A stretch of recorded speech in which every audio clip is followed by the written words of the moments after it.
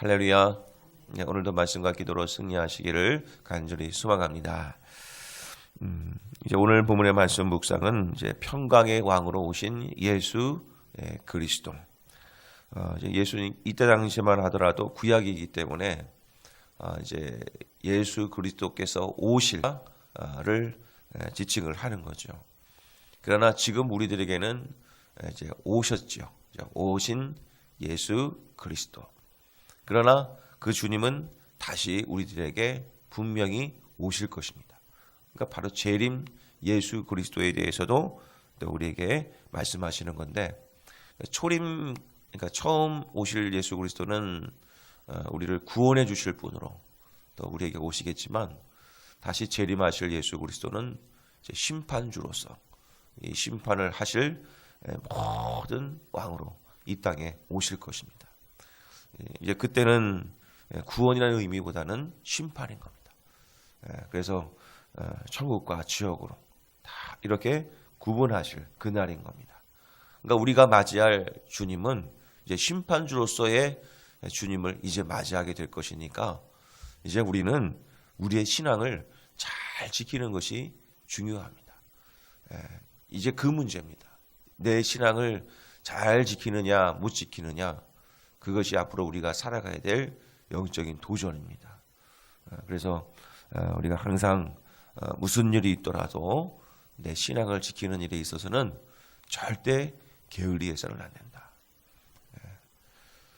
우리가 이것들을 좀 생각을 한다면 한순간도 이제 게으를 수가 없습니다. 항상 깨어 있어야 됩니다.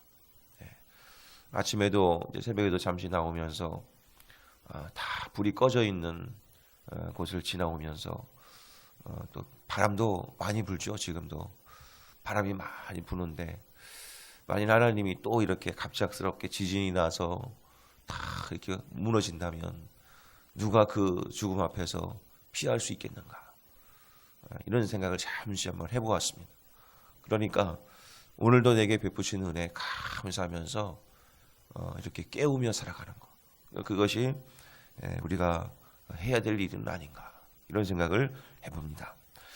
자, 이제 오늘 본문 말씀 바로 전절인 8장 22절 말씀을 보면 이제 하나님의 이제 심판의 내용들을 한 부분을 보는데, 22절 말씀 보면 제가 읽겠습니다. 땅을 굽어보아도 환난과 흑암과 고통의 흑암뿐이리니 그들이 심한 흑암 가운데로 쫓겨 들어가리라. 이게 심판의 내용인데요. 반복되는 단어가 3개의 단어가 나옵니다. 그것은 흑암이라는 단어입니다. 하나님께서는 이 모든 심판을 이제 흑암 가운데로 쫓겨 들어가도록 하겠다, 이렇게 말씀합니다. 흑암이라는 곳은 어떤 곳입니까? 앞이 안 보이는 거죠. 답답하고 또는 두려운 곳입니다. 바로 그런 심판이 있을 것인데, 오늘 9장부터는 이제 모든 것이 흑암 가운데서 이제 일어나는 역사를 이렇게 보여주는 건데, 자, 2절 말씀을 같이 한번 읽어보겠습니다. 본문 2절 읽겠습니다. 시작. 백성이 큰 빛을 보고 사망의 그늘진 땅에 거주하던 자에게 빛이 비치도다. 밤이 아무리 깊어도, 흑암의 권세가 아무리 강해도 빛이 비추이면 그 어둠은 물러갈 줄 믿으시길 바랍니다.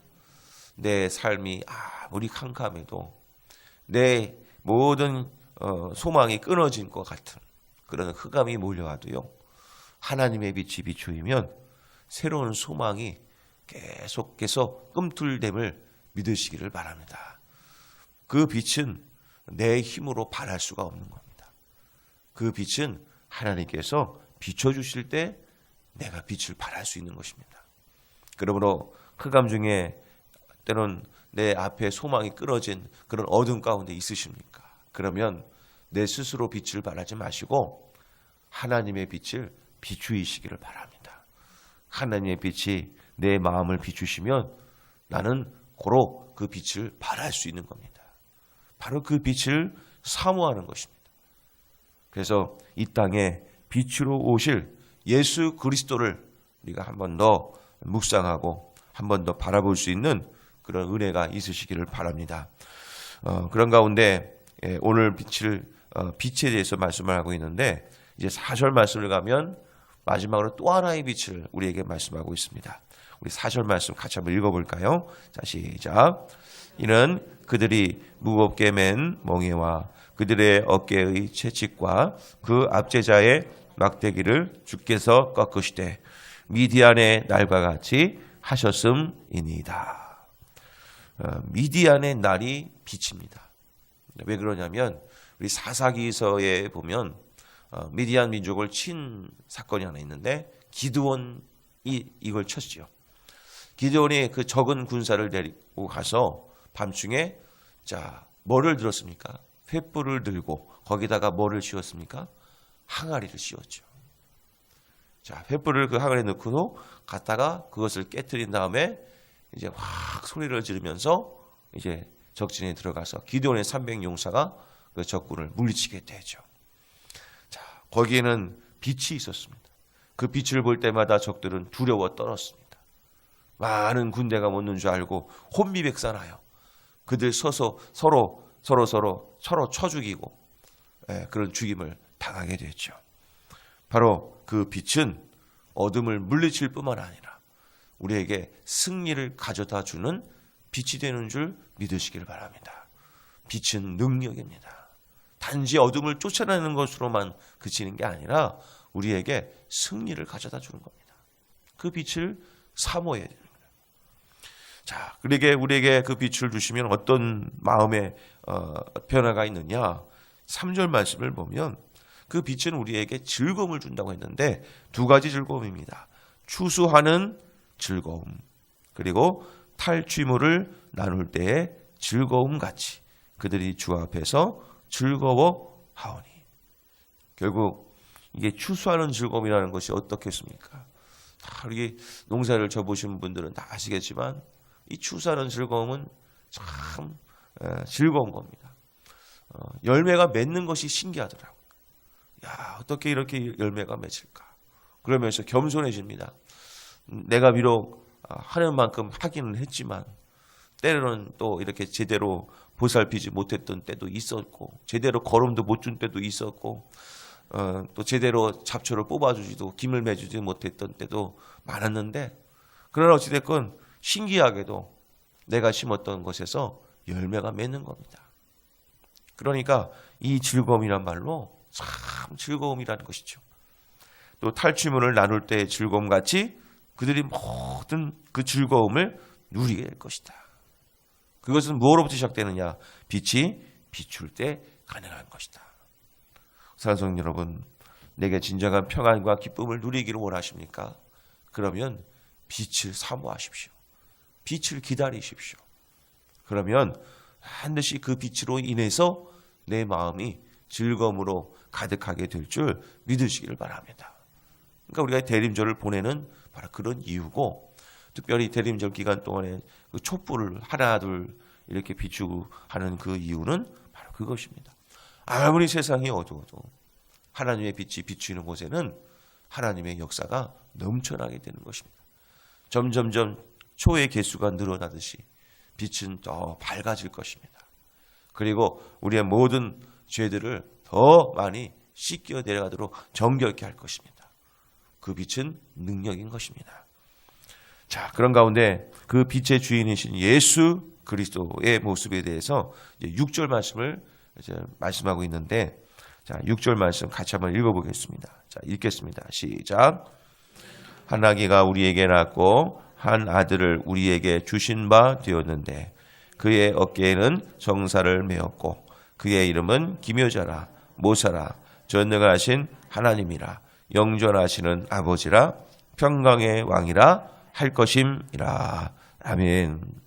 자, 우리에게 그 빛을 주시기 위해서 한 아기가 우리에게 날 것이다. 한 아들을 우리에게 주셨다. 자, 이렇게 말씀을 합니다. 바로 그분은 누구십니까? 예수 그리스도이시죠.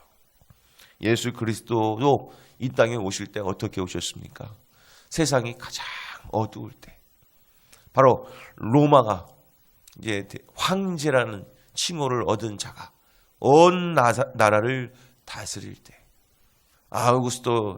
아우구스도가 바로 온 세상을 다스리고 있을 때, 바로 그때 한 줄기 빛으로 이 땅에 예수 그리스도께서 오신 것입니다. 바로 이것입니다.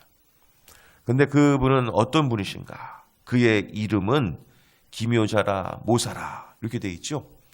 근데 원어 성경을 보면 기묘자라 모사라 이렇게 따로 떨어지는 것이 아닙니다. 하나님을 뜻하는 단어긴 하지만 정확한 번역은 이렇습니다. 기묘자인 모사요. 이렇게 시작해야 됩니다. 그러니까 기묘자라 모사라 그런 것이 아니라 기묘자인 모사다.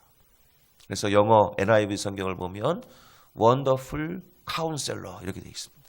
그러니까 기묘자라 모사라는 부분이 Wonderful Counselor.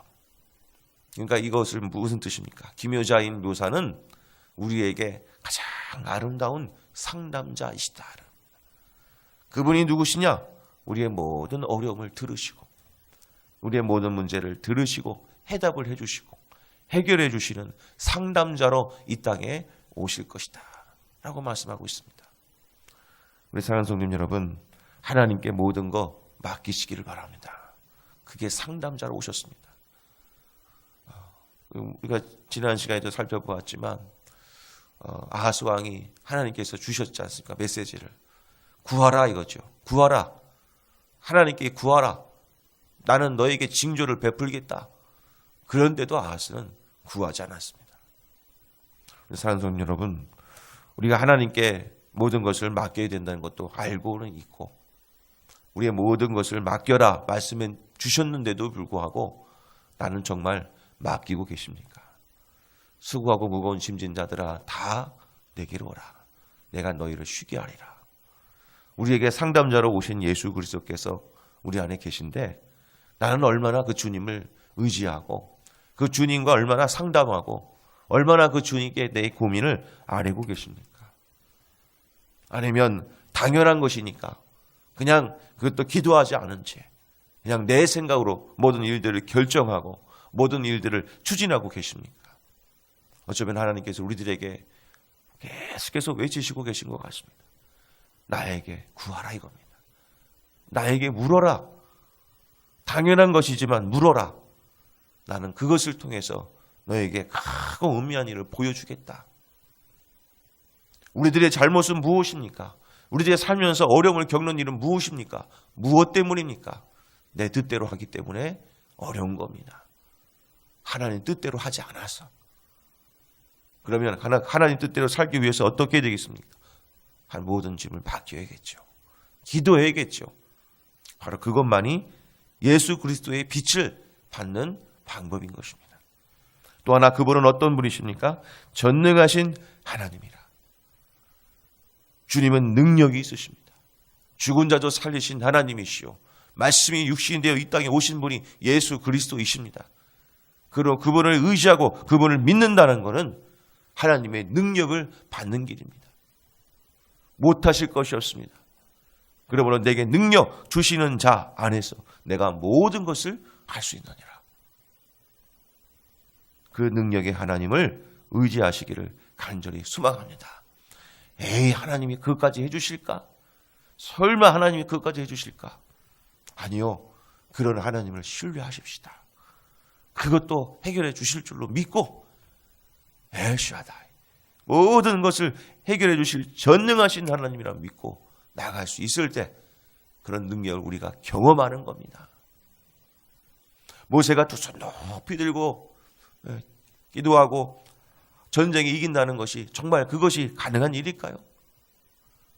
그러니까 끝까지 두 손을 높이 들었을 때 전능하신 하나님을 그는 경험할 수 있었고 아무런 쓸모없는 그 지팡이를 높이 쳐들었을 때 그 흐르는 그 홍해 바다가 다 갈라지고 마른 땅으로 건너게 하신 하나님을 경험하게 하셨지 않습니까? 그리고 물이 없는 그곳에 지팡이를 한번 갖다 대었을 뿐인데 그곳에서 샘물이 터져 나왔습니다. 그것은 전능하신 하나님을 보여주시는 겁니다. 사랑하는 성도 여러분, 아무리 내 앞에 큰 강물이 놓여 있다 할지라도 내 앞에 큰 바위산이 있다 할지라도 전능하신 하나님 의지하십시오. 그러면 하나님께서 우리에게 능력을 베풀어 주실 줄로 믿으시기를 바랍니다.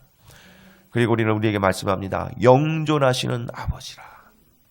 영존하시는 아버지라. 우리에게는 바로 아버지가 필요한 겁니다. 자녀는 아버지가 반드시 필요한 겁니다. 아버지가 없으면 내 마음은 항상 흔들리는 겁니다. 나에게 아버지 되신 하나님께 의지할 수 있는 자녀된 특권을 누리시기를 바랍니다. 나의 주님, 나의 아버지. 그렇게 찾는 자가 아버지의 은혜를 입는 겁니다. 또 그분을 마지막으로 뭐라고 소개합니까? 평강의 왕이다. 평강. 나의 모든 것을 평안하게 하고 강건하게 한다는 겁니다. 그 모든 것을 누가 하시느냐? 예수님께서, 주님께서 나를 평강으로 하실 것입니다. 그래서 주님께서 이 땅에 사역을 하시면서 뭐라고 말씀하셨습니까? 내가 평안을 주러 왔노라 라고 말씀하십니다. 내게 주는 평안은 세상에 주는 것 같지 않다. 이렇게 말씀하십니다. 이 땅에 오신 목적은 평화하고 평안하기 위해서, 샬롬하기 위해서 이 땅에 오셨다라고 말씀하셨습니다. 그러면 상성님 여러분, 바로 그 주님을 받아들이십시오. 그러면 평강의 하나님께서 나의 마음을 지켜주실 것입니다. 두려움이 있으시고 의심이 있으십니까? 낭망이 되십니까? 그러면 평강의 하나님을 주인으로 모시십시오. 그러면 내 마음이 평안하게 될 줄로 믿으시기를 바랍니다. 그런데요, 이런 주님을 맞이하면서 우리들의 모습은 어떠할까요? 7절 말씀을 보면 그 정사와 평강의 더함이 무궁하며 또 다윗의 왕자와 그의 나라에 군림하여. 여기서는 구체적으로 어떠한 사람을 지칭하지 않습니다. 그리고 이사야서 7장에 어제 아하스의 모습을 보면서 아하스여라고 얘기하지 않고 이사야는 다윗의 집이여라고 얘기를 합니다.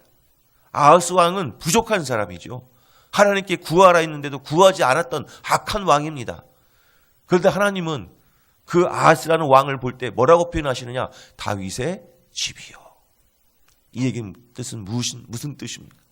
내가 다윗과 언약을 맺었던 그 언약을 나는 기억하고 그 다윗의 후손인 너를 그렇게 바라보겠다라는 하나님의 의지라는 겁니다. 바로 우리는 누굽니까? 우리들도 다윗의 후손입니다. 아브라함의 후손, 예수 그리스도를 믿는 믿음의 후손이라는 것입니다. 바로 그 약속의 그 믿음에 따라, 언약에 따라 우리를 하나님의 자녀로 삼아 주시겠다는 하나님의 은혜의 말씀이라는 거죠.